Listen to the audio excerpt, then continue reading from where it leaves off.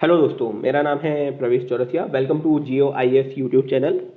दोस्तों, आज की वीडियो में हम बात करने वाले हैं चार्टर एक्ट 1833 के बारे में। इसके पहले हमने बात की थी 7073 के रेगुलेटिंग एक्ट की, पिट्स इंडिया एक्ट 7084 की। उसके बाद हमने बात की 1793 के चार्टर एक्ट की, और उसके बाद हमने बात की 1813 के चार्टर एक्ट की। हमें चीज़ों को लिंक करते और डिफ्रेंशिएट करके रिवाइज करते आना चाहिए। प्रीवियस ईयर क्वेश्चंस लगाने हैं, वरना हम चीज़ों को भूल जाएंगे और हमारा पढ़ा हुआ मेहनत पूरा बेकार हो जाएगा। तो मुझे लगता है कि मेरा दिया हुआ ये मंत्र आपके बहुत काम आएगा। चलिए आगे बढ़ते हैं। अब हम इस एक्ट की बात करें तो क्या था, जो ब्रिटिश पार्लियामेंट में जो मर्चेंट ग्रुप था ना, अब वो बोल रहा था कि आप कंपनी की ट्रेड मोनोपोली जो चाइना और मतलब ट्रेड में चाइना के साथ, और जो टी में आपने उन्हें मोनोपोली देके रखे हैं उसे भी आप एंड कर दीजिए, है ना। मतलब प्रेशर डाल रहा था कि आप करिए, हमें कोई मतलब नहीं है। कंपनी ने एक फिर उसके बाद क्या किया था, कंपनी ने कमीशन वो अपॉइंट किया, सिलेक्शन कमीशन। उसके बाद उसने कंपनी की अथॉरिटी को भी, ओपोजिशन तो और ज्यादा मांग कर रहा था, ओपोजिशन बोल रहा था कंपनी की आप हटा दीजिए, है ना।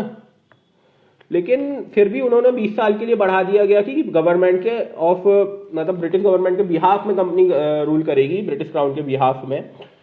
हाँ, लेकिन अब ये कमर्शियल एंटिटी नहीं रहेगी। हम अभी इसका आगे देखेंगे कि क्या क्या प्रोविजंस थे। मेन ट्रेडिंग राइट्स रहेंगे, लेकिन कमर्शियल एंटिटी नहीं रहेगी, है ना। लेकिन वो जो मेन बात थी कि वो जो बोल रहे थे ऑपोजिशन, उनकी उन्होंने बात नहीं मानी थी। अब हम इसके मेन प्रोविजंस की बात करते हैं। तो देखिए दोस्तों, इसके मेन प्रोविजंस की अगर हम बात करें तो मेन प्रोविजंस में सबसे पहले ये था कि जो गवर्नर जनरल ऑफ बंगाल है, उन्हें अब governor general of whole India कहेगा, मतलब भारत के गवर्नर जनरल कहलाए जाएंगे वो। और जो जितनी भी पावर्स है, फाइनेंशियल एडमिनिस्ट्रेटिव पावर, अब सेंट्रलाइज हो जाएगी और गवर्नर जनरल की काउंसिल के पास रहेगी। और first governor general of India कौन बने थे? तो दोस्तों, first governor general of India बने थे लॉर्ड विलियम बेंटिक, है ना। लॉर्ड विलियम बेंटिक बने थे first governor general of India. अब इसका सेकेंड प्रोविजन क्या था, जो गवर्नर रहेंगे ना, जो मद्रास और बॉम्बे के, है ना, अब ये सब गवर्नर जनरल ऑफ इंडिया के अंडर में रहेंगे, है ना। इनको डिप्राइव कर दिया था इनकी लेजिस्लेटिव पावर, है ना। इसके अलावा और क्या क्या प्रोविजंस थे, मतलब एक्सक्लूसिव लेजिस्लेटिव हो गई थी इनकी। अब के अलावा हम अगर बात करें, जो कंपनी की ट्रेड थी, मेन क्या था उनका, जो कंपनी का ट्रेड मोनोपोली थी, उसको एंड कर दिया गया था चाइना और टी के साथ।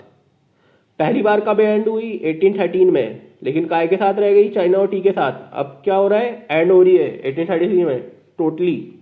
अब कमर्शियल एंटिटी नहीं रहेगी, है ना। इसके साथ साथ एक और जो मेन काम किया गया था, अब मतलब कंपनी जो है कमर्शियल एंटिटी आई, कमर्शियल एंटिटी बन गई थी, फिर एडमिनिस्ट्रेटिव करने लगी, अब सिर्फ एडमिनिस्ट्रेटिव वर्क करेगी। इसलिए देखोगे आपकी इसके बाद काफी चीजें होना स्टार्ट हो जाएगी एडमिनिस्ट्रेशन में, क्योंकि अब उधर से कमर्शियल तो हट गया उनका पूरा काम, है ना। अब हम देखते हैं इसमें, अब इसमें क्या हुआ, जो गवर्नर जनरल की मेंबर काउंसिल थी ना, एग्जीक्यूटिव काउंसिल, उसमें कितने मेंबर्स थे? थर्ड। अब 3 से फिर 4 कर दिए गए। रिड्यूस किस में किए गए थे? पिट्स इंडिया एक्ट में किए गए थे, है ना। याद रखना है आपको, पिट्स इंडिया एक्ट 1784 में अपन ने पढ़े हैं इस चीज को। और जो फोर्थ मेंबर था उसको एक एज अ मेंबर नहीं, बट उनको एक लेजिस्लेटिव पर्पज से लाया गया था। और जो मेन मेंबर थे वो फोर्थ, वो कौन थे? First time Lord Macaulay.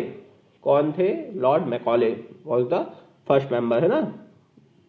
Legislative council के फर्स्ट मेंबर थे लॉर्ड मैकॉले।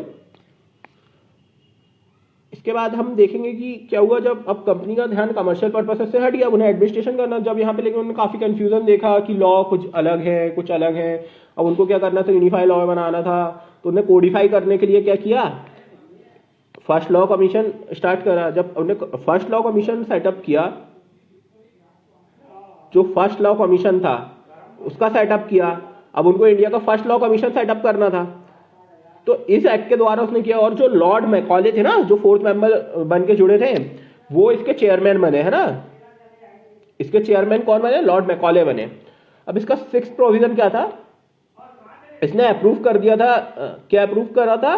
सिविल सर्विसेज का। लेकिन ये सिर्फ किसमें होगी, जो कोर्ट ऑफ डायरेक्टर, जिन लोगों मतलब 4 गुना, जैसे आज अपन 4 गुना नंबर लेते हैं ना, वैसे वो 4 गुना नंबर लेगा पीपल्स के, और उसके बाद उनमें कंपटीशन होगा, कोई भी आगे नहीं देगा, है ना। मतलब ये समझ लीजिए कि प्रीलिम्स COD लेता था और मेंस के लिए बेचता था, सीओडी अपने मन से चूज करता था, है ना। चलिए अब देखते हैं इसके इम्पैक्ट्स क्या क्या हुए।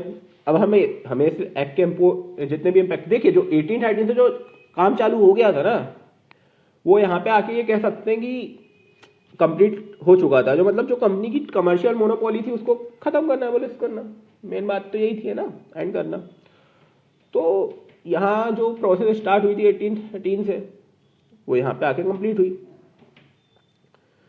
अब कंपनी प्रॉपर क्या कर रही थी, एडमिनिस्ट्रेशन पे फोकस कर रही थी। तब उनको लॉ मेकिंग करना पड़ा, क्योंकि जब काम अपने को करना है तो प्रॉब्लम हो रही है। अब लॉर्ड मैकॉले जो थे, उन्होंने क्या किया, इंडियन पैनल कोड को बनाया। उसमें एक काफ़ी चीज़ें उनको काफ़ी अप्रिशिएट किया गया था। मतलब उस समय जो उनके लिए कहा गया था, वो अलग अलग लोगों ने काफ़ी अच्छी अच्छी बातें कही थी। तो इसमें हम देख सकते हैं, और उसके साथ साथ उन्होंने सिविल और सीआरपीसी, क्रिमिनल प्रोसीजर कोड को भी बनाया था। सर्विस में एक बहुत अच्छा लॉ ये आया था कि जो सर्विसेज होंगी ना, उसमें कोई डिस्टिंक्शन नहीं की जाएगी। मतलब ऐसा है कि आपको कास्ट, रिलीजन, आपके कलर के उस पे बेसिस पे कोई डिस्टिंक्शन उसमें आपके साथ नहीं की जाएगी। इसके साथ साथ जो स्लेवरी वगैरह है ना, इसको भी एबॉलिश कर दिया गया था इस एक्ट में। मेन प्रॉब्लम जो थी ना, उसको हटा दिया था। ये कह सकते हैं जो 1793 में जो इनजस्टिस किया था ना लॉर्ड कॉर्नवालिस ने, उसको इनने ठीक कर दिए थे, ये कह सकते हैं अपन इस एक्ट में। उसके साथ साथ क्या हुआ था, जो यूरोपियंस को था वो, अब वो इंडियन लैंड खरीद सकते थे। अब इससे क्या हुआ, इंडिगो कल्टीवेशन स्टार्ट हो गया। वो आके यहाँ के पीजेंट्स का एक्सप्लॉइटेशन करने लगे। ये सब चीज़ें बहुत प्रॉब्लम कर रही थी। तो मेन प्रॉब्लम यही थी कि यहाँ पे आके वो एक्सप्लॉइटेशन कर रहे हैं, ये कर रहे हैं, मतलब ये सब चीज़ें स्टार्ट हो गई थी, है ना। तो आज की वीडियो लंबी हो चुकी है, तो आज इतना ही। अब हम अगली वीडियो में अगले एक्ट के बारे में डिस्कस करेंगे। Thank you so much. अगर आपको वीडियो अच्छी लगी हो तो लाइक कीजिए, शेयर कीजिए एंड चैनल को सब्सक्राइब कीजिए।